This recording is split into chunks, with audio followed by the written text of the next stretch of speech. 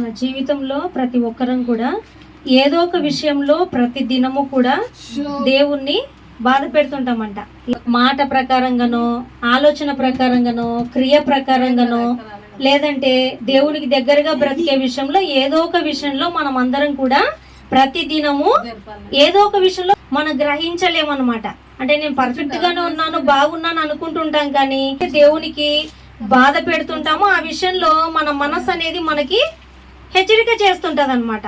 ఈ దినం నువ్వు ఈ ప్రకారంగా ఆలోచించకుండా ఉండిండాల్సింది, ఈ ప్రకారంగా మాట్లాడకుండా ఉండిండాల్సింది అని మన మనసు మనకు హెచ్చరిక చేస్తున్నప్పటికీ మనము పెడచెవిన పెడతామంట. మన మనసు చెప్పినట్లుగా మనం వినుకోకుండా ఏం కాదులే అని టేక్ ఇట్ ఈజీగా తీసుకుంటాం. అయితే మనం ప్రతి దినము కూడా ఏ విషయంలో దేవుణ్ణి బాధ పెడుతున్నామో మనకు తెలిసినా తెలియకపోయినా, అర్థమైనా అర్థం కాకపోయినా, ప్రతి దినము మన అనుదిన ప్రార్థనలో మన పాపములను ఏమి తెలిసి తెలియక ఏ విషయంలోనైనా తండ్రి నేను ఈ దినం అంతట్లో నేను బాధ పెట్టింటే, అది మాట విషయంలో, చూపు విషయము, ఆలోచన విషయం, ఏదైనా నేను నీకు నచ్చనట్లుగా ఈ దినంలో నేను ఏదైనా తప్పిదం చేసింటే నన్ను క్షమించండి అని ప్రతి దినము కూడా మనము ఒప్పుకోవాలంట. మన ఇంట్లో కసువు ఊడ్చడమైనా, లేదంటే మన ఇంట్లో సామాన్లు పడినా ఏ దినానికి ఆ దినం గడుగుతామా? వారం ఒకసారి,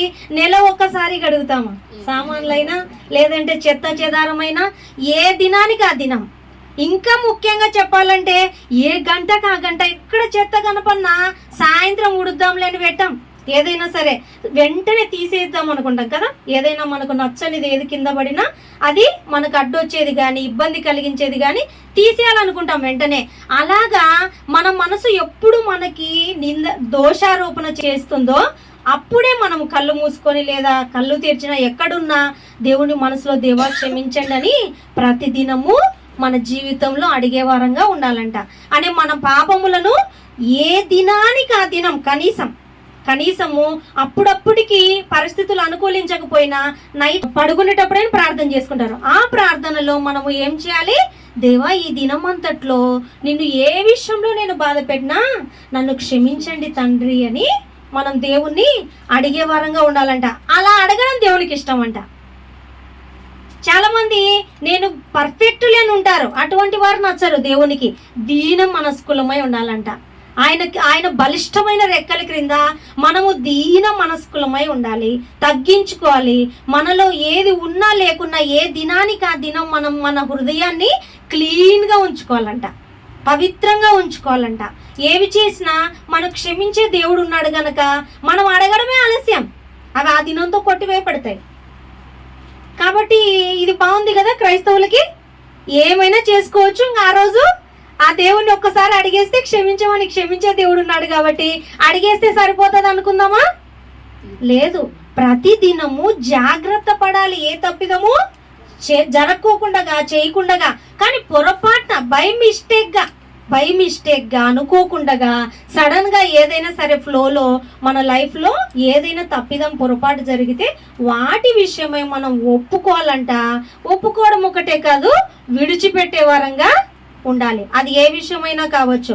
ఆనాటి కాలంలో ఇశ్రాయేలీలు వాళ్ళు పాప పరిహారార్థ బలులు తీసుకొచ్చేవారంట దేవునికి. ఒకసారి చూడండి లేవియాకాండము 5వ అధ్యాయం 5వ వచనం. కాబట్టి అతడు వాటిలో ఏ విషయమందైనను అపరాధి అగునప్పుడు ఆ విషయమందే తాను చేసిన పాపమును ఒప్పుకొని తాను చేసిన పాపము విషయమై యెహోవా సన్నిధికి మందలో నుండి ఆడు గొర్రె పిల్లనే కాని ఆడు మేక పిల్లనే కాని పాప పరిహారార్థ బలిగా అర్పింపవలెను. అంటే తాము చేసినటువంటి ఆ పాపం విషయమై అప్పుడు ఏముండింది? పాప పరిహారార్థ బలిగా ఆడు గొర్రె పిల్ల గాని లేదంటే ఆడు మేక పిల్ల గాని బలి అర్పించాలంట దేవునికి. మనకైతే ఆ పరిస్థితి ఇప్పుడు ఉంటే కష్టమవుతుండే. మనకి ఈ విధంగా అర్పించాలంటే కనీసం సంవత్సరానికి ఒకసారి అర్పించాలన్నా ఇబ్బందే. మేము ఈరోజు మేకపిల్లను దేవునికి బలిస్తున్నాము అంటుంటారు కదా. అయితే దేవునికి బలి ఇచ్చినాము అని అంటారు, కానీ బలి ఇచ్చిన తర్వాత వాళ్ళు వండుకొని తినకూడదు. యాక్చువల్గా ఎవరికమ్మా ఇచ్చేది బలి? పొట్టేళ్ళను. మరి దేవుని దగ్గర కదా వదిలేయాలి. మళ్ళీ తెచ్చుకొని తినొచ్చు ఇంటికి తెచ్చుకొని మళ్ళీ దేవునికి అని పేరుకేమో దేవుని ముందర కట్ చేసి దాన్ని దేవుని ముందర బలి ఇచ్చి ఏం చేస్తారు? మళ్ళీ తెచ్చుకొని వీళ్ళే తింటారు. ఆ దేవునికి ఎట్లా ఇచ్చినట్లు కదా? దేవునికి ఇచ్చినట్లు కాదు. దేవునికి ఇచ్చామంటే అది దేవుని వద్ద వదిలేయడం కానీ, లేదంటే పేదవారు ఉంటారు చూడండి, పేదవారు ఏమి లేని వారు, వాళ్ళకి ఇచ్చినా దేవునికి ఇచ్చినట్టే అనమాట. ఆనాటి కాలంలో ఇశ్రాయేలీయులు కూడా బలి ఇచ్చేవారు. బలి ఇచ్చిన తర్వాత వాళ్ళ పాపములు క్షమించబడ్డాయని ఆ విధంగా వాళ్ళు నిరూపించుకునే వాళ్ళు అనమాట. ఈరోజు మా పాపములన్నీ క్షమించబడ్డాయి అర్పించాం కాబట్టి అని. మనకు ప్రభు అయిన యేసుక్రీస్తుల వారు అంత పని లేకుండా ఆయనే అందరి నిమిత్తము బలి అయ్యాడు కాబట్టి మనకు కేవలం విశ్వాసం ఉంచి దేవా నా పాపములు క్షమించు. చూసారా ఎంత చిన్న పదము, ఒక్క నిమిషంలో అయిపోతుంది అడగడం. అంత తక్కువ టైంలో అడిగేది సైతం అడగడం లేదు. మనం పెద్ద కష్టపడనక్కర్లే, పెద్ద ఖర్చు పెట్టడం అవసరం లేదు. ఇంత చిన్న ఒక సెంటెన్స్ మాట్లాడలేకపోతున్నాం ప్రతిదినం దేవునికి. ఇంక ఈ విధంగా అయితే ఎక్కడ తీసుకొచ్చి ఎక్కడ కొనుకొచ్చి బలి అర్పిస్తాం కదమ్మా? ఒక చిన్న మాట ప్రతిదినం అంట మన జీవితంలో, దేవా నా పాపములు క్షమించు అని మనము ఆయనకి పశ్చాత్తాప హృదయులమై ఆ యొక్క చేసినటువంటి పొరపాటుని విడిచిపెట్టే వారంగా మనం అందరం కూడా ఉండాలంట. ఆ విధంగా వాళ్ళు గొర్రెలు మేకలు అర్పించే వాళ్ళకి, ఒకవేళ తేలేని వాళ్ళకైతే 2 పావురాలను కూడా తీసుకురమ్మని చెప్పాడు దేవుడు. తేలేని వాళ్ళకి అంటే డబ్బులు ఉండే వాళ్ళు తీసుకొస్తారు గొర్రెలు మేకలు. ఒకవేళ లేని వాళ్ళకి ఏం చెప్పాడంటే 5:7 అతడు గొర్రె పిల్లను తేజాలని ఎడలా అతడు పాపి అగునట్లు తాను చేసిన అపరాధ విషయమై 2 తెల్ల గువ్వలనే కాని 2 పావుర పిల్లలనే కాని పాప పరిహారార్థ బలిగా ఒకదానిని దహన బలిగా ఒకదానిని యెహోవా సన్నిధికి తీసుకురావలెను. తేలేని వాళ్ళు, తీసుకురాని లేని వాళ్ళు 2 తెల్ల గువ్వలైనా అంటే 2 పావురాలు ఒకటి తీసుకురండి. పేదలు ఎవరన్నా ఉంటే అవైనా తీసుకురండి కనీసం. ఈ విధంగా చెప్పేవాడు అప్పుడు.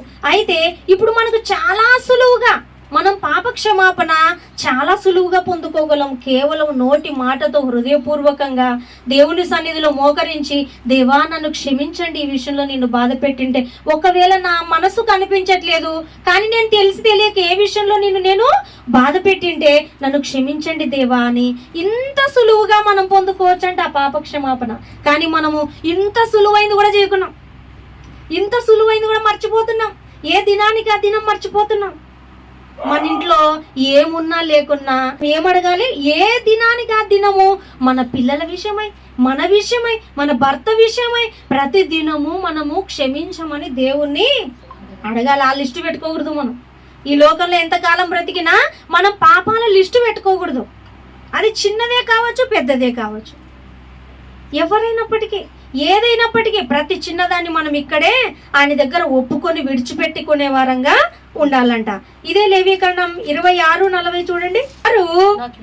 నాకు విరోధముగా చేసిన తిరుగుబాటును తమ దోషమును తమ తండ్రుల దోషమును ఒప్పుకొని తాము నాకు విరోధముగా నడిచితిమనియు నేను తమకు విరోధముగా నడిచితిననియు తమ శత్రువుల దేశములోనికి తమ్మును రప్పించితిననియు ఒప్పుకొనిన ఎడల అనగా లోబడని తమ హృదయములు లొంగి తాము చేసిన దోషమునకు ప్రతిదండనను అనుభవించితిమని ఒప్పుకొనిన ఎడల నేను యాకోబుతో చేసిన నా నిబంధనను జ్ఞాపకం చేసుకొందును.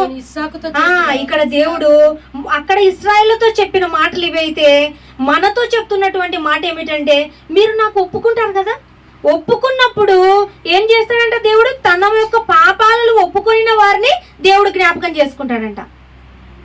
అంటే ఎవరిని మర్చిపోతాడని లెక్కకు దేవుడు? ఒప్పుకోకుండా ఇష్టానుసారంగా విచ్చలవిడిగా తిరిగే వారిని దేవుడు జ్ఞాపకంలో ఉంచుకోడు, మర్చిపోతాడు వాళ్ళని. ఎవరిని జ్ఞాపకం ఉంచుకుంటాడంటే దేవుడు జ్ఞాపకాల్లో మనం ఉంటేనే మనం మేలు పొందుకుంటాం.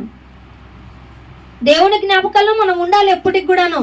అప్పుడే మనకు అన్ని ఆశీర్వాదాలు వస్తాయి అన్నమాట. అయితే దేవుడు ఎప్పుడు జ్ఞాపకంలో ఉంచుకుంటాడంట? మన పాపములు ఒప్పుకొని మనం విడిచిపెట్టినప్పుడు మనల్ని ఆయన జ్ఞాపకంలో ఉంచుకుంటాడంట. అలాగే ఇర్మియా 3:13 చూడండి, ఈ దేవుడైన యెహోవా మీద తిరుగుబాటు చేయుచు నా మాటను అంగీకరింపక ప్రతి పచ్చని చెట్టు క్రింద అన్యులతో కలుసుకొనుటకు నీవు ఇటు అటు పోయినా నీ దోషము ఒప్పుకొనుము. ఇదే యెహోవా వాక్కు. మన యొక్క పాపములను మనము ఒప్పుకోవాలని దేవుడు ఇష్టపడతాడంట. హెచ్చరిక కూడా చేస్తాడు దేవుడు. ఆయన మీద తిరుగుబాటు చేయొచ్చు, నా మాటను అంగీకరించకుండా ప్రతి పచ్చని చెట్టు క్రింద అన్యులతో కలుసుకొనుటకు నీవు ఇటు అటు పోయినా నీ దోషం ఒప్పుకొనుము. నీవు ఈ లోకస్తులతో కలిసి అటు ఇటు వెళ్తున్నావేమో, కొంచెం నా వైపుగా బ్రతుకుతూ కొంచెం లోకపరంగా బ్రతుకుతూ ఇటు అటు వెళ్తున్నప్పుడు కూడా మన దోషాలని మనం ఒప్పుకునే వరంగా ఉండాలంట. అది దేవుడు హెచ్చరిక చేస్తాడంట. ఈ విధంగా మనకు దేవుని మాటలతో అప్పుడు ఇశ్రాయేల్లో ప్రజలందరితో హెచ్చరిక చేసేవాడంట. మీరు అన్యులతో కలిసి కొంచెం నా వైపుగా కొంచెం వారి వైపుగా ఉంటున్నా ఆ విషయంలో సైతం మీరు ఒప్పుకోండి, నేను క్షమిస్తాను అని హెచ్చరిక చేస్తున్నాడు. అలాగే దానియేలు గారు కూడా తన జీవితంలో ప్రజల నిమిత్తము వ్యక్తిగత పాపముల నిమిత్తము ఆయన పాపాలను ఒప్పుకునేవాడంట. చూడండి దానియేలు 9:1, మాదీయుడగు అహష్వేరోషు యొక్క కుమారుడైన దర్యావేషు కల్దీయుల పైన రాజాయను. అతని ఏలుబడిలో మొదటి సంవత్సరమందు దానియేలును నేను యెహోవా తన ప్రవక్తయగు ఇర్మియాకు సెలవిచ్చి తెలియజేసినట్టు యెరూషలేము పాడుగా ఉండవలసిన 70 సంవత్సరములు సంపూర్తి అవుచున్నవని గ్రంథముల వలన గ్రహించి తిని. యెరూషలేము 70 సంవత్సరాలు మీరు చెదిరిపోతారు, ఇక్కడ ఉండరు. ఎందుకంటే మీ దోషములు నాకు ఎక్కువైపోయినాయి, మీరు ఒప్పుకోవడం లేదు, మీ ఇష్టానుసారంగా బ్రతుకుతున్నారని 70 సంవత్సరాలు యెరూషలేములో ఉండకోకుండా ఇశ్రాయేలు ప్రజల్ని బానిసలుగా అప్పగింపబడేటట్లుగా చేసినాడు దేవుడు. ఇంకా మీకు అప్పుడు కానీ బుద్ధి వస్తుందని. అంతే కదమ్మా, అన్ని బాగున్నాయి అనుకోండి, మనుషులకి బుద్ధి రాదు, దేవుడు గుర్తుకు రారు, ఎవరు గుర్తుకు రారు. ఎప్పుడు ప్రజలకి దేవుడు జ్ఞాపకాల్లోకి వచ్చేది శ్రమలు వచ్చినప్పుడే, కష్టాలు వచ్చినప్పుడే, ఇబ్బందులు వచ్చినప్పుడే దేవా అంటారు. అంతవరకు వీళ్ళ ఆధీనములో సమస్యలు ఉన్నంత వరకు దేవుడు గుర్తుకు రాడు.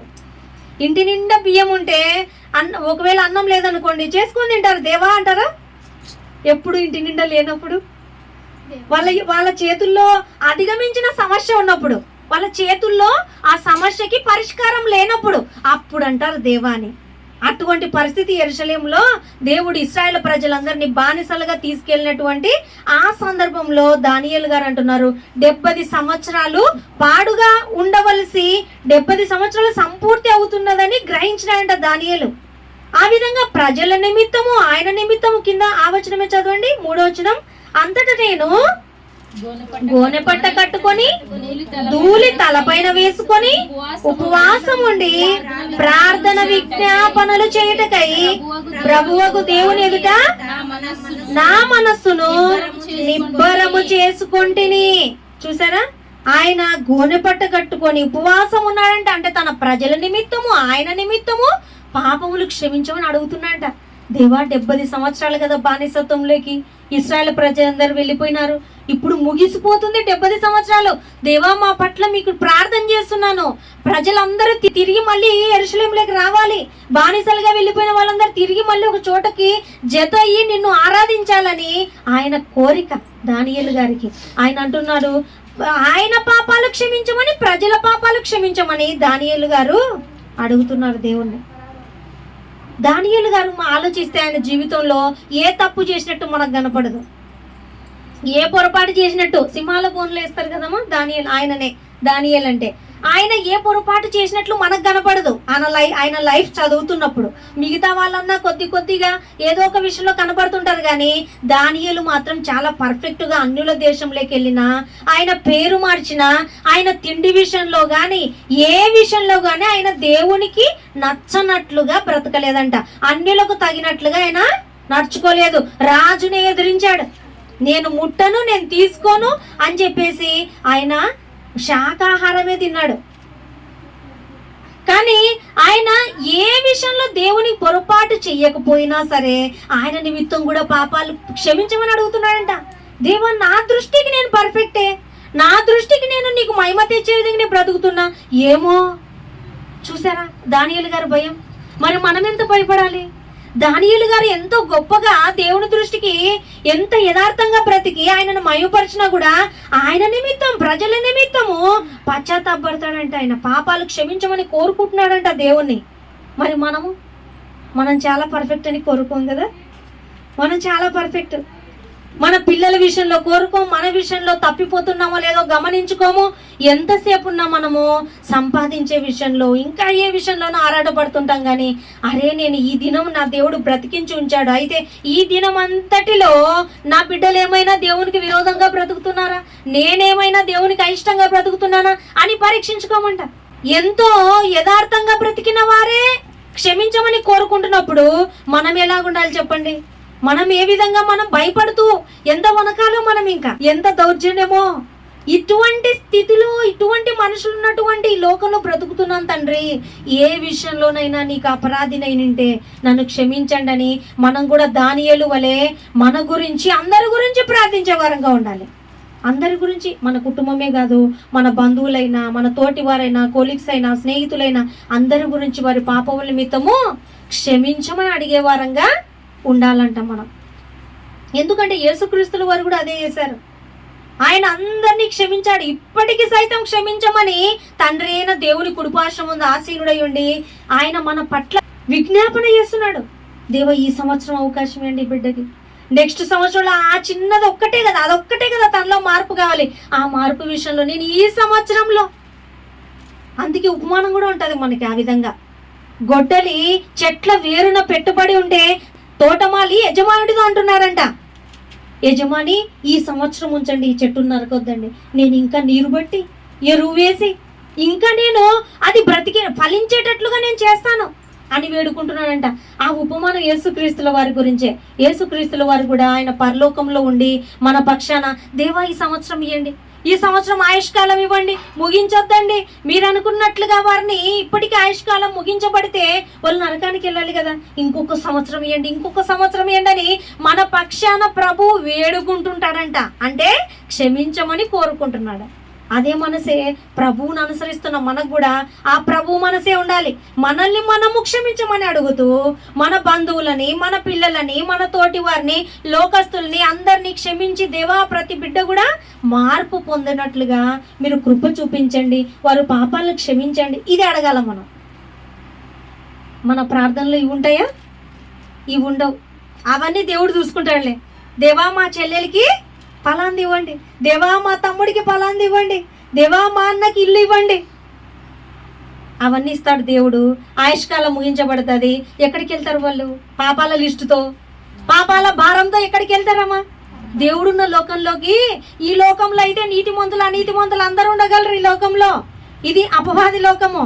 కానీ దేవుడున్న లోకంలోకి నీతిమంతులకు మాత్రమే అవకాశం ఉంది. మరి నీతిమంతులు అవ్వడం కష్టమా? కష్టమే. కష్టమైన దాన్ని సులువుగా చేశాడు ప్రభు. కష్టం, చాలా కష్టం.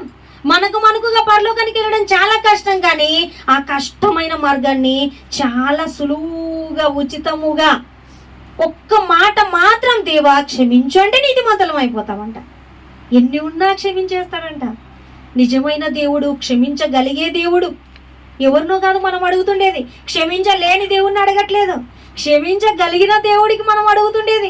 పాపాలని చేసిన వారిని శిక్షించాలన్నా ఆయనకే అధికారం ఉంది, క్షమించాలన్నా ఆయనకే అధికారం ఉంది. అటువంటి నిజమైన దేవుణ్ణి, అటువంటి సత్య దేవుణ్ణి మనం కలిగి ఉండి కూడా మన పాపాల భారాన్ని ఉంచుకోవచ్చు, అట్లనే ఉంచుకోకూడదు కదా.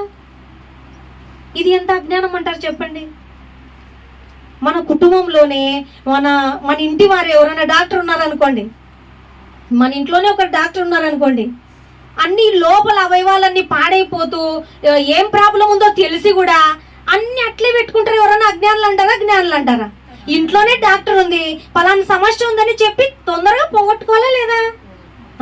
అట్లా లేమన్నా మనం అట్లా ఉంటాం.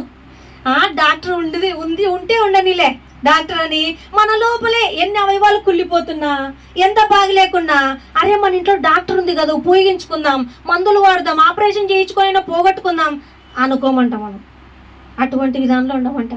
డాక్టరే మా ఇంట్లో ఉందని చెప్పేసి అన్ని లోపల కుళ్ళిపోయేటట్టు చేసుకుంటే ఏ డాక్టర్ మాత్రం ఏం కాపాడుతుంది? అన్ని మీద వేసుకున్నాక మరణ స్థితికి వచ్చినాక డాక్టర్ ఏమైనా కాపాడుతుందా? ముందు ముందే జాగ్రత్త పడాలి. చిన్న సమస్య ఉన్నప్పుడే జాగ్రత్త పడాలి. చిన్న తప్పు ఉన్నప్పుడే క్షమించమని అడగాలి. ఈ దినంని మనం క్షమించకుండా రేపు అడిగినాం అనుకోండి, ఈరోజు ఒకవేళ రేపటికి ఉంటామో లేదో మనకు తెలుసా? రేపటికి బ్రతికి ఉంటామో లేదో తెలుసా? తెలియదు కదా. ఎవరు ఎప్పుడు మరణిస్తున్నారో తెలియదు, ఎవరు ఎప్పుడు ఏమవుతామో తెలియదు. కాబట్టి ఏ దినానికి ఆ దినం, ఏ నాటికి ఈడు ఆ నాటికి చాలంట కదా. రేపటి గురించి చింతించొద్దు అన్నాడు దేవుడు. కాబట్టి ఏ దినానికి ఆ దినము మన యొక్క దీపం ఉండగానే ఇల్లు ఎట్లా చక్క పెట్టుకోవాలనో, మనలో ఆత్మ ఉండగానే మన ఆత్మను చక్క పెట్టుకోవాలి, సెటరైట్లో ఉంచుకోవాలి. ఏ విషయంలో దేవుని బాధ పెడుతుందో చూసుకోవాలి, ఆ విషయంలో చాలా ఖచ్చితంగా జీవించాలి. అలా ఉంటేనే మనము ఖచ్చితంగా పరలోకానికి వెళ్ళే వారంగా ఉంటాము. కాబట్టి గొప్ప గొప్ప భక్తులే భయపడుతున్నప్పుడు, అమ్మో నేను దేవుని సన్నిధిలో ఎలాగున్నానో, యోబు గారి గురించి ఎంత సాక్ష్యం ఇచ్చాడమ్మా దేవుడు. యథార్థవంతుడు, భయభక్తులు కలిగిన వాడు అన్నప్పటికీ ఆయన ఏమన్నా ఆ దేవుడు మెచ్చుకునేంత స్థితిలో ఉన్నాడులే అని ఊరికి ఉండలేదు. ఆయనకు తెలుసు దేవుడు మెచ్చుకున్నట్టు. ఆయన దృష్టికి ఆయన పర్ఫెక్ట్గా ఉన్నాడని తెలుసు ఆయనకి. అయినప్పటికీ ఏమో నా పిల్లలు ఏ విషయంలో దారి తప్పుతున్నారు, ఏమో ఏ విషయంలో మేము లోపం కలిగి ఉన్నామో అని ప్రతి దినం బలులు అర్పించేవాడంట పాప క్షమాపణ నిమిత్తము. మరి మనము పర్ఫెక్ట్గా ఉన్నాము అనుకుంటున్నటువంటి వాళ్ళే అంత భయపడుతుంటే ఏ దాంట్లో పర్ఫెక్ట్ లేని మనం మాత్రం ధైర్యంగా ఉంటామంట. ఎంతకాలం ఉంటామని ఈ లోకంలో చెప్పండి. కాబట్టి దేవుడు ఈ సమయం ముందు మనందరికీ హెచ్చరిక చేస్తున్న మాట ఏమిటంటే, ఏ దినానికి ఆ దినం మనము సెట్రైట్లో ఉండాలంట. దేవుని క్షమించమని విడిచిపెట్టే వారంగా ఉండాలంట. అలా ఉంటే మనము కనికరం కూడా పొందుకుంటామని సామెతలు 28:13 కూడా ఉంటుంది. ఏమని ఉంటుంది? మన పాపములను ఎవరైతే ఒప్పుకొని విడిచిపెట్టుకుంటే వాడు వర్ధిల్లుతాడు, కనికరం పొందుకుంటాడని వాక్యంలో ఉంటుంది. అలాగా క్రైస్తవులైనటువంటి మనం అందరం కూడా పాపాలను తప్పకుండా ఒప్పుకునే వారంగా ఉండాలంట. ఒకసారి 1 యోహాను 1:9 తీయండి. మన పాపములను మనము ఒప్పుకొనిన ఎడల ఆయన నమ్మదగిన వాడును నీతిమంతుడును గనుక ఆయన మన పాపములను క్షమించి సమస్త దుర్నీతి నుండి మనలను పవిత్రులుగా చేయను. చూడడం ఇది చేయాలి మనం ప్రతిదినం. మన పాపాలను మనం ఒప్పుకొనిన ఎడల, ఒప్పుకోకుంటే ఏం చేయలేము. ఇంకా అదే అంటున్నాడు దేవుడు, మన పాపాలను మనం ఒప్పుకొనిన ఎడల ఏమన్నాడు అక్కడ దేవుడు? ఆయన నమ్మదగిన వాడును నీతిమంతుడును గనుక ఆయన మన పాపములను క్షమించి సమస్త దుర్నీతి, ఏమన్నా ఉండని ఇంకా మనకు సంబంధించినది, ఏ కల్మషమైనా ఉండని, ఏ దుర్నీతికారమైనా ఉండని, ఎంత పెద్దదైనా ఎంత చిన్నదైనా దేవుడు సమస్త దుర్నీతి నుండి మనలను పవిత్రులుగా చేస్తాడంట. చూడడం ఎంత గొప్ప భాగ్యం, ఎంత ధన్యకరమైన జీవితం జీవించాలి మనం కదా. దేవుడికి తెలుసు ఏదో ఒక విషయంలో బిడ్డలు ఒక్కొక్కరికి ఒక్కొక్కటి ఉంటుంది కదమ్మా. మనుషుల పైన జాలి చూపిస్తున్నాడు దేవుడు. అరే అందరూ పర్ఫెక్ట్గా ఉండలేరు నా బిడ్డలు, కొందరికి తల్లిదండ్రులు సరిగా నేర్పిండరు. ఎలా ఉంటారు పర్ఫెక్ట్గా? ఎలా ఉండాలో తెలియని వాళ్ళు ఉంటారు, లోకం పైన ఆలోచన కలిగిన వారు ఉంటారు, కష్టాల్లో ఉన్నవారు ఉంటారు, భర్త సపోర్టింగ్ లేని వారు ఉంటారు, పిల్లలు సరిగా చెప్పినట్లు వినని వారు ఉంటారు. ఈ లోపాలను బట్టి నా బిడ్డలు ఏ విషయంలోనైనా దారి తప్పిపోతారేమో తెలుసు, దేవునికి తెలుసు. కాబట్టి మన గురించినటువంటి మాట ఏం చెప్తున్నాడంటే, మన పాపములను మనం ఒప్పుకొనిన ఎడలా చాలు. ఇంకా ఒప్పుకొనిన ఎడల దేవుడు నమ్మదగిన వాడు గనక ఆయన ఏం చేస్తాడు? మన పాపములను క్షమించి సమస్త దుర్నీతి నుండి మనల్ని పవిత్రంగా చేస్తాడంట. మన పాపములు ఆటోమేటిక్గా ఏదో ఒక విషయంలో ఉంటాయి, అది కన్ఫర్మ్, ఉంటాయి అనేది వాస్తవం. ఉంటాయన్నప్పుడు ఏం చెప్తున్నాడు దేవుడు? ఆ దినానికి ఒప్పుకుంటే నేను నీతిమంతుని కదా, నిన్నేం చేస్తాను, నీ సమస్త దుర్నీతి నుండి నిన్ను విడిపించి నిన్ను పవిత్రురాలుగా చేస్తాను. చాలు కదమ్మా. అందుకే అంటున్నా, మన ఇంట్లోనే డాక్టర్ పెట్టుకొని మన ఒంట్లో అనేక రోగాలు పెట్టుకునే వారంగా ఉన్నామంట. మనం ఉండొచ్చు అట్లా? అజ్ఞానం కదా, తప్పు కదా, మనకు మనమే శిక్ష విధించుకున్నట్టు కదా.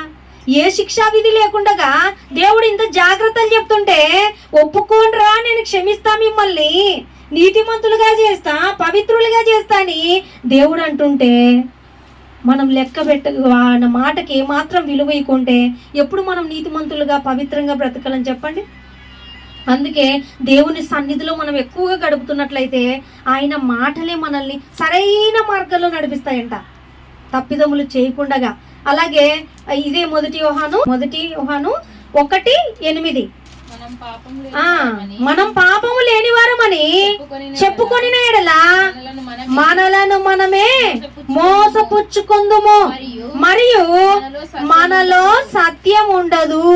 చూసారా, మనలో ఏ పాపం లేదు. ఈ దినం అయితే నేను ఏ విషయంలో కూడా దేవుణ్ణి బాధ పెట్టలే, నేను పర్ఫెక్ట్ అంటే మన పాపము లేదని మనము అనుకున్నామనుకోండి, దేవుడు అంటున్నాడు మనం పాపము లేని వారమని చెప్పుకొని ఎడల మనల్ని మనమే మోసపుచ్చుకుంటాం. ఏమి రోగాలు లేకుంటే మన ఏమవుతుంది? డాక్టర్ ఇంట్లో ఉంది కదా, రెండు చెక్ చేయమ్మా, ఏమన్నా షుగర్ ఉందో, బీపీ ఉందో, లోపల ఉండేది కనపడదు కదా అని అడిగితే ఏమి తప్పేం కాదు కదా. లేదా అడగమంట, నేను చూసినావా ఎంత యాక్టివ్గా ఉన్నానో, ఎంత హెల్తీగా ఉన్నానో, నాకు రక్తం ఉన్నంత నీకుందా, డాక్టర్ అయినా నీకే లేదు, అంత పర్ఫెక్ట్గా ఉన్నా అనుకున్నారనుకోండి, డాక్టర్ దగ్గరికి వెళ్ళి చెక్ చేయించుకోకుండా ఉన్నారనుకోండి, ఏదో ఒక మూలన ఏదో ఒక అవయవము ఏదో ఒక ఇబ్బంది పడుతున్నప్పుడు మనం ఏమైపోతాం? మనల్ని మనమే మోసపుచ్చుకున్న వారమైతాం. అందుకోసమే దేవుడు నాలో పాపం లేదని మీరు సైలెంట్గా ఉండొద్దండి. మీలో పాపము లేదని మీరు అనుకుంటే, ఆ విధంగా చెప్పుకుంటే మనల్ని మనమే మోసపుచ్చుకుంటాము, మరియు మనలో సత్యం ఉండదంట. సత్యం ఉండదు. వాక్యం లేని వారే అట్లా అంటారు. వాక్యం ఉన్న వాళ్ళు దేవుని ముందర అందరూ కూడా ఏదో ఒక లోపం ఉంటుంది ఖచ్చితంగా. ఇప్పుడు చిన్న లైట్ వేసామనుకోండి అమ్మ, ఇక్కడ ఏదన్నా వస్తువు పడిపోయింది అనుకోండి, చిన్న లైట్ వేస్తే ఆ వస్తువు కనపడకపోవచ్చు, కానీ పెద్ద లైట్ వేస్తే ఖచ్చితంగా ఎక్కడున్నా కనపడుతుంది. అలాగే మనకు ఒకరి ముందర ఒకరికి నీకంటే నేను పర్ఫెక్టేనేమోలే అనుకోవచ్చు, కానీ మనం ఇంత వెలుగే, దేవుడు గొప్ప వెలుగు. అయినా ఆ వెలుగు ముందర మనలో మనకు కనబడని ఇతరులకు కనబడని లోపం ఏదైనా ఉంటుందంట. కాబట్టి మనమందరము ఏదో ఒక విషయంలో పాపులమే అని ఒప్పుకోవాలి. ఒప్పుకోలేదంటే మనలో సత్యం ఉండదంట, సత్యం ఉండదు. అలాగే మనం పాపం చేయలేదని చెప్పుకొని ఎడలా ఎవరిని అబద్ధకునిగా చేస్తున్నాం? మనము దేవుణ్ణే అబద్ధకునిగా చేస్తున్నామంట. ఆయన వాక్యం మనలో ఉండదు. అదే సత్యం అనగా వాక్యము. ఆయన వాక్యము మనలో ఉండదంట. నేను ఏ విషయంలో తప్పిదం చేయట్లేదని మనం చెప్పుకుంటే మనము ఆయన్ని దేవుణ్ణి అబద్ధకునిగా చేస్తున్నాము, మనల్ని మనం మోసపుచ్చుకుంటున్నాము, మనలో వాక్యము లేనట్టే అర్థం.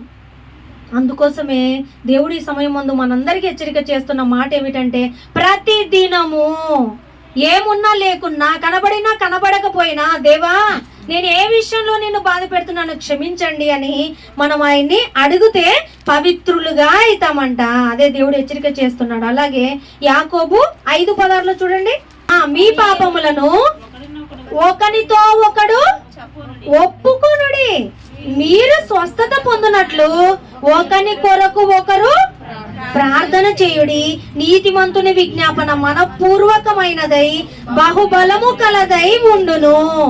ఏం చేయమంటున్నాడు దేవుడు? మీ పాపములను ఒకనితో ఒకడు ఒప్పుకోండి అంటున్నాడు. ఎందుకంటున్నాడమ్మా ఇలాగా? ఒకనితో ఒకడు ఒప్పుకున్నప్పుడు మనకి జ్ఞాపకం ఉంటుందంట. ఒక తప్పు ఏదైనా చేసి మనలో మనకొక్కడికే తెలుసు అనుకోండి, మనకొక్కరికే తెలుసు, ఇంకెవరికి తెలియదు. ఎలాగుంటారు? ధైర్యంగా ఉంటారు. ఎవరన్నా ఒక స్టూడెంట్, మీకు అర్థం కావడానికి, ఒక స్టూడెంట్ ఏదో ఒక సబ్జెక్ట్లో ఫెయిల్ అయ్యారు అనుకోండి, వాళ్ళకొక్కటే తెలిసి ఎవరికి తెలియదు ఇంకా ఫెయిల్ అయినట్టు. ఎట్లా వెళ్తారు వాళ్ళు బయట? ధైర్యంగా, ఎవరికి తెలియదు కదా, నేను కూడా పాస్ అయినా అన్నట్లు వెళ్తారు, అలాగ వెళ్తారు. అదే ఫెయిల్ అయితే అందరికీ తెలిసి నింటే సిగ్గు కలుగుతుంది వాళ్ళకి. అరే నేను ఎంత చిన్నతనంగా ఉంది నాకు, నేను కూడా కష్టపడి ఈసారి ఎట్లయినా సరే నేను పాస్ అవుతా. ఎందుకు మేలు చేస్తుంది? ఒకరితో ఒకరం పాపాలు ఎందుకు ఒప్పుకోమంటున్నాడు దేవుడు? ఒప్పుకున్నప్పుడు మన జ్ఞాపకం ఉంటుందంట, చిన్నతనంగా అనిపిస్తుందంట, మనకే తక్కువగా అనిపిస్తామంట. అప్పుడు ఏం చేస్తాం? మనం ఎక్కువ అవ్వడానికి ప్రయాసపడతాం. అందుకే దేవుడు మన పాపాలని ఒకరితో ఒకరికి ఒప్పుకోమంటున్నాడు. ఈరోజు నేను ఈ పొరపాటు చేశానని దేవునికి చెప్పిన తర్వాత మనుషులమైన మనం కూడా ఒకరితో ఒకరు చెప్పుకొని ఈ విషయంలో నేను సరి చేసుకోవాలనుకుంటున్నా అని ఒక వ్యక్తికి చెప్పినప్పుడు ఆ వ్యక్తిని చూస్తుంటారు కదా, చూసినప్పుడు గుర్తుకొస్తుందంట వీళ్ళు మర్చిపోయినా వీళ్ళ తప్పిదాలు. అరే నేను పలానా సిస్టర్తో పంచుకున్న ఆ రోజు ఇట్లా ఉండొద్దని అనుకున్నా, చెప్పినా కూడా తనతో, కానీ నేను నెరవేర్చలేకపోతున్నా. ఏమనిపిస్తుంది? ఆతురత. మంచిగా ఉండడానికి మనకి ఇష్టం వస్తుంది అనమాట. ఒక ఎవరైనా సరే స్కూల్లో ఒక క్లాస్కి రోజు లేట్ వస్తున్నారు అనుకోండి, లేట్ వచ్చేటువంటి పిల్లలకి ఆ క్లాస్లో కూర్చున్న పిల్లల ముందర ఏమనిపిస్తుంది? షేమ్గా అనిపిస్తుంది. అరే ఇంత లేట్ వచ్చిన, రేపు ఖచ్చితంగా నేను ముందు రావాలి స్కూల్కి. అందరు నన్నే చూస్తున్నారు, అందరు ముందే వచ్చి కూర్చున్నారు, నేను మాత్రం లేట్ వచ్చిన. రావాలనిపించడానికి కారణం ఏంటిది? అందరు చూసినారు కాబట్టి. అందరు చూడకుంటే ఏం కాదు, టీచర్ కానీ ఎవరు చూడలేదనుకో, సైలెంట్గా వచ్చి అందరిలో కూర్చుంటారు. ఎట్లా? నేను కూడా వచ్చినా మీరు చూడలే అంటే ఏమవుతుంది? అది తప్పును కప్పిపుచ్చుకుంటున్నారు. తప్పుని కప్పిపుచ్చుకుంటే ఏమన్నా మేలుందా? ఏం మేలేదు. తప్పును ఒప్పుకోవాలి, కప్పిపుచ్చుకోకూడదు. అందుకోసమనే ఒకరితో ఒకరు ఒప్పుకోవాలంట. ఒప్పుకున్నప్పుడు ఎందుకు ఒప్పుకోవాలంటే ఆ తప్పు ఇంకోసారి చేయకుండా ఉండడానికి. ఇంకొకసారి చేయకుండా ఉండాలంటే ఒకరితో ఒకరు ఒప్పుకోవడమే కాదు, ఇంకా ఏమంటున్నాడు? మీరు స్వస్థత పొందినట్లు ఒకరి కొరకు ఒకరు ప్రార్థన చేయండి. ఒక సిస్టర్ ఇంకో సిస్టర్కి నేను ఈ విషయంలో మాటికి దారి తప్పిపోతున్నా అని చెప్పినప్పుడు విన్నటువంటి సిస్టరు ఈ సిస్టర్ గురించి ఏం చేయాలి? ప్రార్థన చేయాలి. ఒకరి ప్రార్థన ఒకరికి ఫలిస్తుంది. అలా ప్రార్థన చేయడమే కాకుండా ఇంకేమంటున్నారు ఇక్కడ? నీతిమంతుని విజ్ఞాపన మనపూర్వకమైనదై బాహుబలము గలదై ఉండును. అందుకే నీతిమంతులు ప్రార్థన చేయడం వల్ల వాళ్ళ ప్రార్థన బలంగా ఉంటుందంట. ఒకరికొకరు ప్రార్థన చేసుకుంటూ, అందుకోసం యేసుక్రీస్తుల వారు కూడా మన పక్షాన ఆయన విజ్ఞాపన చేస్తూనే ఉంటాడు. ఆయన మాట వింటాడు దేవుడు, తండ్రి అయిన దేవుడు. అందుకే ఆయన మన పక్షాన విజ్ఞాపన చేస్తుంటాడు. మనం కూడా ఏం చేయాలి? అదే గుణము కలిగి ఎవరైతే దారి తప్పిపోతుంటారో వారి కొరకు మనం ప్రార్థన చేయాలంట. ఏదో ఇవ్వమని, ఏదో బంగ్లాలు ధనం ఇవ్వమని అడిగితే అవి వస్తాయి లేదో తెలియదు, కానీ ఒక పాపి గురించి మనం ప్రార్థన చేస్తే ఒక్కసారి కాకపోతే ఏదో ఒక రోజు పట్టుబడతాడు దేవుని హస్తాలకి. ఒక పాపి రక్షించబడేటువంటి ప్రార్థన అంటే దేవునికి చాలా ఇష్టం. ఎందుకంటే ఆయనకున్న ఆశ, ఆయనకున్న కోరిక అదే. ఒక పాపి అంతటా మారు మనసు పొందాలి, అందరూ మారు మనసు పొందాలి. ఆ పాపి కొరికే మనం ప్రార్థన చేస్తే ఎంత బాగా దేవునికి నచ్చే ప్రార్థన అది. పాపులందరూ వాళ్ళు కూడా రక్షించబడాలని మనం చేసేవారంగా ఉండాలి. హెబ్రీలకు రాసిన పత్రిక 12:5, నా కుమారుడా ప్రభు చేయి శిక్షను తృణీకరించకుము, ఆయన నిన్ను గద్దించినప్పుడు విసుకకుము. ప్రభు తాను ప్రేమించు వానిని శిక్షించి తాను స్వీకరించు ప్రతి కుమారుని దండించును. చూస్తున్నారమ్మా, దేవుడు మనము ఏదైనా తప్పు చేసినప్పుడు దేవుడు ఏదైనా శిక్షిస్తే నువ్వు తృణీకరించద్దు. నాకే రావాలన్నా ఈ కష్టం, ఎందుకు వచ్చిందో ఆలోచించుకోవాలి మనం. నేను వచ్చినానంటే ఏ విషయంలో దేవునికి, ఒకవేళ నాకు ఈ బాధ వచ్చిందంటే ఏ విషయంలోనూ నేను బాధ పెట్టినానేమో దేవుణ్ణి ఆహ్వానించాలంట. మనం శిక్షని తృణీకరించకూడదు. కొంతమంది పిల్లలు తప్పు చేసి పరిగెత్తుకొని వెళ్ళిపోతారు, అంటే పట్టుకోవాలనుకున్న దొరకరు. లేదంట, పాస్టర్ గారు కూడా పిల్లలు ఏదన్నా పొరపాటు చేస్తే ఏం చేస్తారంటే వాళ్ళు అసలు బయటకు ఒక్కసారి కూడా ఇప్పుడు వరకు పరిగెత్తలేదు. పాస్టర్ గారు పెట్టిన రూల్ అది. మీరు ఏదైనా తప్పు చేస్తే మేము చూస్తే కాదు, మీకై మీరు వచ్చి నా దగ్గర చెప్పి ఒప్పుకోవాలా, అది నేర్పించినారనమాట.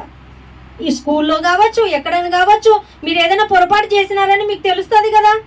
వచ్చి మీరు చెప్పినారనుకోండి, నాకు ఒకేటే. మీరు చెప్పకుండా నాకు తెలిసింది అనుకోండి, ఇంకా అప్పుడు ఎక్కువ పడతాయి. కాబట్టి ఏది మేలు చెప్పండి? ఫస్ట్ది మేలు కదా, ఒక్క ఏటే కదా. అరే పిల్లలు చెప్పినారు, ఒప్పుకున్నారంటే మనం ఏం నేర్పించాలంటే మన పిల్లలకి ఒప్పుకోవడం నేర్పించాలి. తప్పు చేసినా ఒప్పుకునే గుణం ఉండాలి. అది ఉండదు చాలా మందికి, దేవుడికి నచ్చదు ఆ గుణం.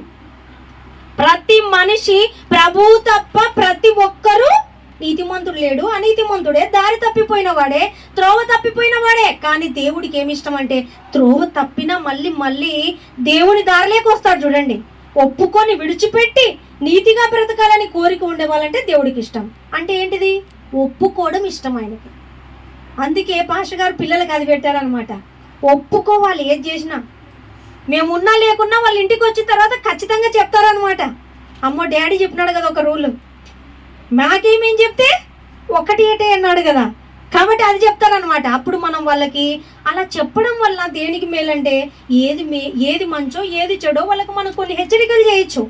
అట్లా కాకుండా వాళ్ళు దాచిపెట్టుకుంటే మనకు తెలియదు కదా, వాళ్ళకు తెలియదు. ముఖ్యంగా మనం ఏం సరి చేయాలో మనకు తెలియదు, వాళ్ళు ఏ దాంట్లో లోపం ఉన్నారో వాళ్ళకు తెలియదు. ఎందుకని?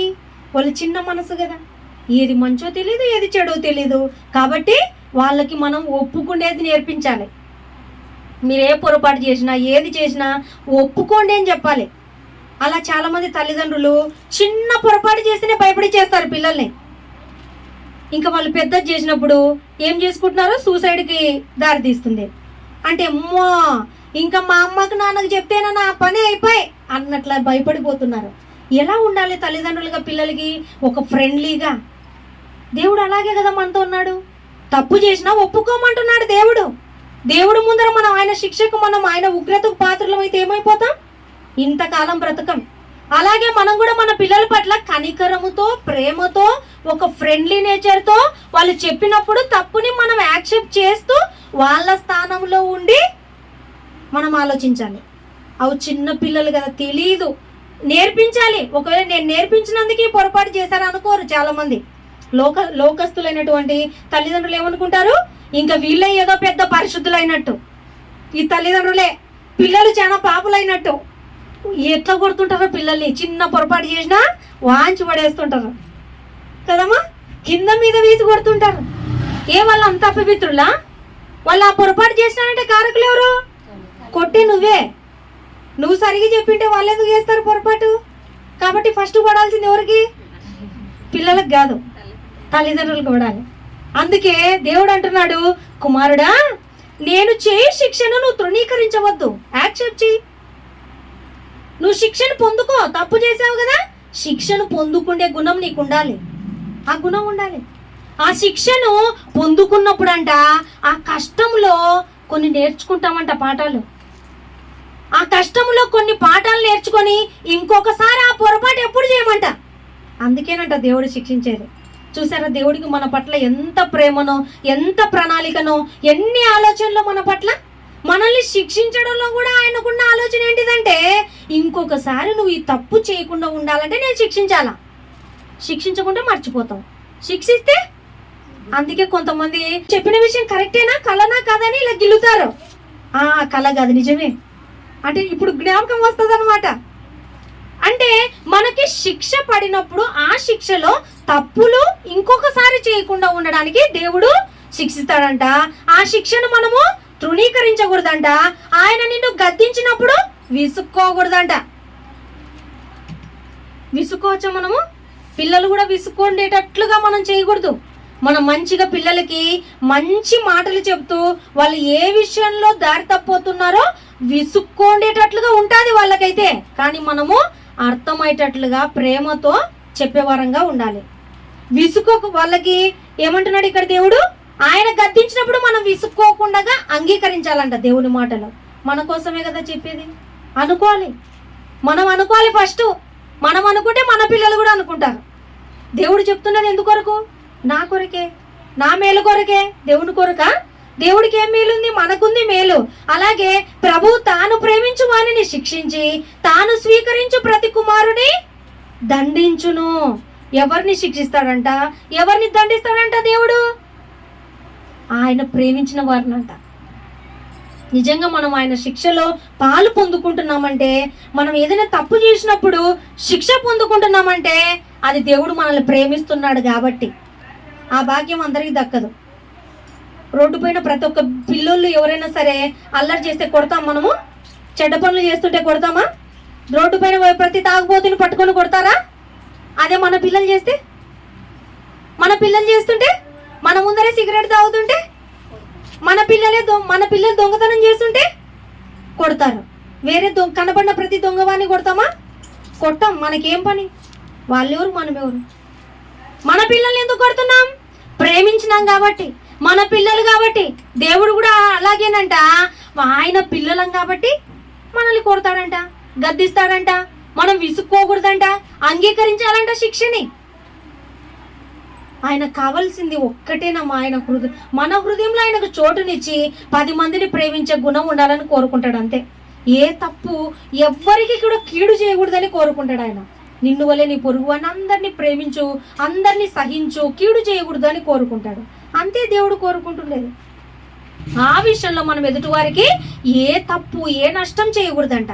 అందుకోసం మనల్ని సరిచేయడానికి దేవుడు మనల్ని దండించి శిక్షిస్తాడంట. దేనికోసం అంటే, ఎందుకు శిక్షిస్తున్నాడంటే మనల్ని ప్రేమిస్తున్నాడని మనం జ్ఞాపకం ఉంచుకోవాలి. మన బిడ్డలను అయితే మనమైతే శిక్షిస్తామే. మన బిడ్డల్ని శిక్షించేటప్పుడు వాళ్ళు పరిగెత్తినా లేదంటే కొట్టొద్దన్నా ఊరుకుంటాం మనము? లేదు. ఇప్పుడు కొడితే నెక్స్ట్ నీకు గుర్తుంటుంది అంటాం కదా. ఇప్పుడు ఒక్కేటన్నా పడాలి. ఇప్పుడు ఒక్కేటన్నా పడాలంటే మా పాప ఏమంటుందంటే, అయితే చిన్న కొట్టు డాడీ, గుర్తు చిన్న కొట్టు, గట్టి కొట్టొద్దు అంటది పాప. అయితే చిన్న కొట్టు, సర్లే అయితే చిన్నగానే కొడతాలి అని చెప్పి సురుక్కుమనేటట్టు కొడతారు పాస్టర్ గారు. అట్లా చిన్నప్పటి కొడుతున్నారు మా పిల్లల్ని. మేము ఇతరులకు చెప్తున్నప్పుడు మేము కొట్టకుండా గోముగా పెంచి మీకు చెప్పట్లేదు, మేము చేసేదే మీకు చెప్తున్నాం అన్నమాట. పిల్లల్ని అలా ఎందుకు మనం శిక్షిస్తున్నామంటే దేవుడే చెప్తున్నమాట, మనం ప్రేమిస్తున్నాం కాబట్టి. పిల్లలు సరైన మార్గంలో రావాలి. అప్పుడే వాళ్ళు దేవుని యొక్క కృపలో భద్రం చేయబడి ఉంటారు, దేవుని దయలో ఉంటారు పిల్లలు. వాళ్ళు ఇష్టానుసారంగా వదిలేసామనుకోండి, దేవునికి దొరకరు వాళ్ళు. అప్పుడు వాళ్ళు అన్ని నష్టాలే పొందుకుంటారు, అన్ని కష్టాలే పొందుకుంటారు. మన బిడ్డలు ఏం ప్రయోజకులు అవ్వరు, ఈ సమాజానికి ఒక చీడ పురుగులా ఉంటారు. ఎవరిది తిందుమా, ఎవరిది మింగుదుమా అని ఉంటారు. అట్లానా మన పిల్లలకు కావాల్సింది? సాక్ష్యం, మంచి సాక్ష్యం కదా కావాలి. ఆ సాక్ష్యం నిజంగా మన పిల్లలు పొందుకోవాలంటే మనం మన పిల్లల్ని ప్రేమిస్తూ శిక్షించాలి, కఠినంతో కాదు, ప్రేమతో శిక్షించాలి పిల్లల్ని. అలాగే చూడండి ఒకసారి వాక్యంలో లూకా 18:13 చూడండి.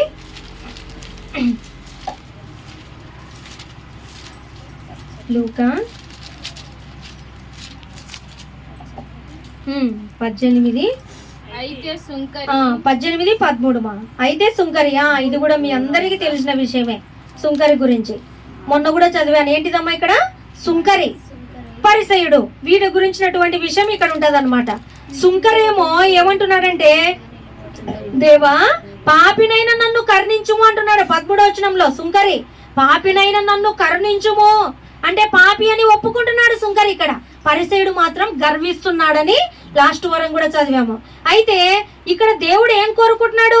గింపు హృదయం మనకు ఉండాలంట, మన పాపములను మనము విడిచిపెట్టే వారంగా ఉండాలి. చూడండి ఎస్గేలు 18:30. ఇశ్రాయేలీయులారా, ఎవని ప్రవర్తనను బట్టి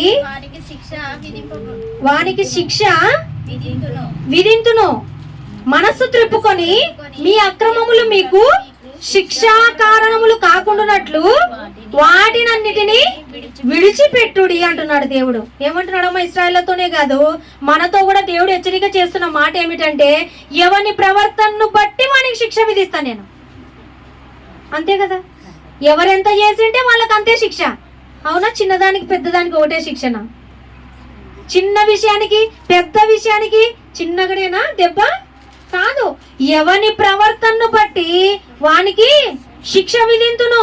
అప్పుడు ఏం చేయాలి? మనస్సు త్రిప్పుకొని మీ అక్రమములు మీకు శిక్షా కారణములు కాకుండానట్లు, మీరు చేసే దోషాలు, మీరు చేసే అక్రమాలు ఎలాగున్నాయి? మీకు శిక్షకు కారణమవుతున్నాయి అవి. కాబట్టి మీరు ఏం చేయాలి? అక్రమములు వాటినన్నిటినీ విడిచిపెట్టండి అంటున్నాడు. మిమ్మల్ని నేను శిక్షిస్తున్నా, దానికి కారణం ఏంటిది? దానికి నేను ఎందుకు శిక్షిస్తున్నా గుర్తించండి. మీరు అక్రమాలు చేస్తున్నారు, మీరు దోషాలు చేస్తున్నారు, మీరు పాపాలు చేస్తున్నారు, కాబట్టి వాటిని విడిచిపెట్టండి. అప్పుడు శిక్షిస్తానా? నేను శిక్షించాను, దీవిస్తాను, మిమ్మల్ని మెచ్చుకుంటాను, మిమ్మల్ని ఈ లోకంలో ఘనపరుస్తాను. ఎందుకు శిక్షిస్తా? అన్నిట్లో పర్ఫెక్ట్గా ఉంటే ఎందుకు శిక్షిస్తామమ్మా? బిడ్డల్ని రోజు కొడుతూనే ఉంటారా? తప్పున్నా లేకున్నా రోజు ఏం కొట్టరు. ఎప్పుడో పొరపాటు కనబడినప్పుడు ఆ ఒక్క నిమిషంలోనే కొడతారు, అంతే. మళ్ళీ ప్రేమిస్తారు, మళ్ళీ తినమంటారు, మళ్ళీ అన్ని చూసుకుంటారు. మరి ఈ లోకంలో నవమాసాలు మోసి కన్నా మనకే అంత ప్రేమ ఉంటే, మనల్ని అనాది సంకల్పంలోనే ఆయన ఆలోచనలో ఉన్నవారం, మనం ఆయనలోని వారం. మరి మన పట్ల దేవునికి ప్రేమ ఉండదా? మనకంటే గొప్ప ప్రేమ ఉంది ఆయనకి. ఈ లోకంలో ఉన్న తల్లిదండ్రుల కంటే ఎక్కువ గొప్ప ప్రేమ ఉంది ఆయనకి. మరి ఆయన కోరుకుంటున్నాడు, విడిచిపెట్టండి, నేను కొట్టను, మీరు తప్పు చేయొద్దండి, నేను కొట్టను, మిమ్మల్ని నిన్ను ప్రేమిస్తాను, నిన్ను దీవిస్తాను అంటున్నాడు. మనమే కొట్టించుకునే పనులు చేస్తే ఏమంటున్నాడు? ఎవని ప్రవర్తనను బట్టి వానిని శిక్షిస్తాను అంటున్నాడు అనమాట. ఈ విధంగా మనము అన్నిటినీ జ్ఞాపకం ఉంచుకొని ప్రతి దినం కూడా మనం చేసేటువంటి ఒక దోషాలు ఏమున్నా సరే వాటిని విడిచిపెట్టి వాటి కొరకు ప్రార్థన చేస్తూ ఒప్పుకుంటూ ఉండాలంట. అలా ఎంతో మంది ప్రవక్తలు కూడా ఒప్పుకున్నారు. నెహెమ్యా గారు, దానియేలు గారు, వీళ్ళందరూ దావీదు తాను చేసిన తప్పిదం నిమిత్తము దేవుని సన్నిధిలో ఆయన కీర్తనలో రాస్తూ ఏమంటాడంటే, దావీదు గారు ఆయన ఏడుస్తుంటే ఆ కన్నీళ్ళలో ఆయన పరుపు తేలుతుందంట. చూడండి ఆ మాట ఎట్లుందో, ఆ మాట వినడానికి ఎట్లుంది అంటే అంతగా ఆయన పశ్చాత్తాపడుతున్నాడు. దేవా నన్ను క్షమించు, దేవా నేను చేసిన పొరపాటును, నేను చేసిన దోషాన్ని నన్ను క్షమించు అని ఆయన ఏడుపు, ఆయన కన్నీరు, ఆయన వేదన క్షమించేశాడు దేవుడు, అంతే.